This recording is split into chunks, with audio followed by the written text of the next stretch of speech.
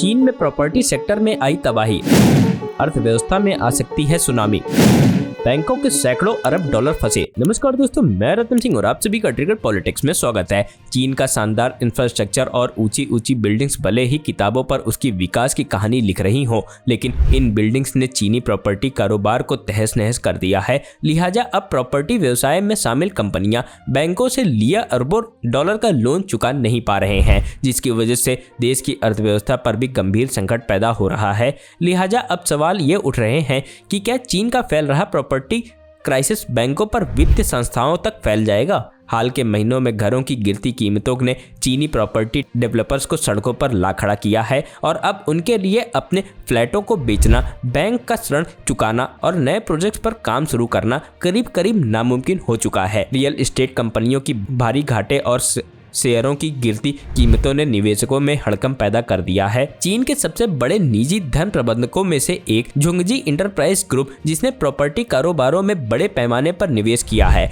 Bloomberg की एक report के मुताबिक उसने बिगड़ते नकदी संकट के बीच अपनी बैलेंस शीट की समीक्षा के लिए जुलाई महीने के अंत में केपीएमजी को काम पर रखा था। और केपीएमजी ने अपनी रिपोर्ट में कहा है कि झोंगजी इंटरप्राइज ग्रुप ने जिन प्रॉपर्टी कंपनियों को ऋण दिया है, उन ऋणों की उगाई अब काफी लंबे समय बाद हो पाएगी, जिसके बाद झोंगजी इंटरप्राइज ग्रुप ने अब प्रॉपर्टी में निवेश को सस्पेंड कर दिया है, जिसकी वजह से कई सारे प्रॉपर्टी कंपनियों के कई प्रोजेक्ट आधे पर लटक गए हैं। उसी समय वैश्विक हेज फंडों ने इस महीने के पहले 2 हफ्तों में चीनी शेयरों, मुख्य रूप से प्रॉपर्टी कंपनियों वाले शेयरों को बेच दिया है। और राइटर्स की रिपोर्ट के मुताबिक वो चीन के रियल एस्टेट कारोबारों में मंदी आने को लेकर स्पष्ट राय रखते हैं। कुछ अर्थशास्त्रियों ने चीनी सरकार से प्रॉपर्टी मार्केट को बढ़ावा देने के लिए और अधिक उपाय शुरू करने का आह्वान किया है, ताकि प्रॉपर्टी मार्केट की समस्याओं को बैंकों और अन्य वित्त संस्थानों में फैलने से रोका जा सके। सरकारी सहायता ही एकमात्र विकल्प है। इस साल जब चीन में सरकार ने सख्त कोविड प्रतिबंधों को अचानक हटाया,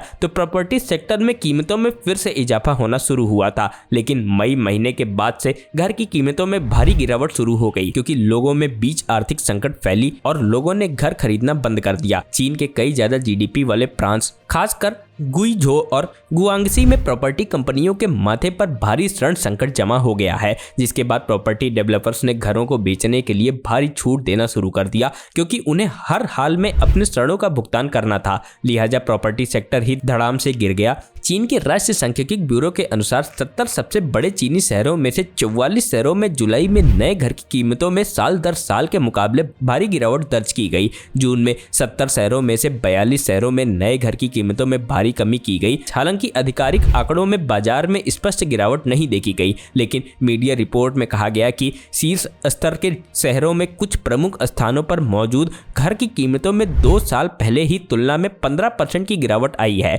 जबकि टियर 2 और टियर 3 शहरों में कीमतों में 25 से 50% तक की गिरावट आई है। पिछले 2 महीनों में कई घटनाओं से पता चला है कि चीन का प्रॉपर्टी संकट बैंकिंग और निवेश क्षेत्रों तक फैल रहा है। 4 जुलाई को ब्लूमबर्ग ने बताया था कि चीन के सरकारी बैंक हाल के महीनों में सामान्य 10 वर्षों के बजाय 25 वर्ष की अवधि के साथ स्थानीय सरकारी वित्त पोषण वाहन ऋण की पेशकश कर रहे हैं। इस कदम से लंबे समय में बड़े चीनी बैंकों के मार्जिन पर असर पड़ेगा। Bureau report, trigger politics.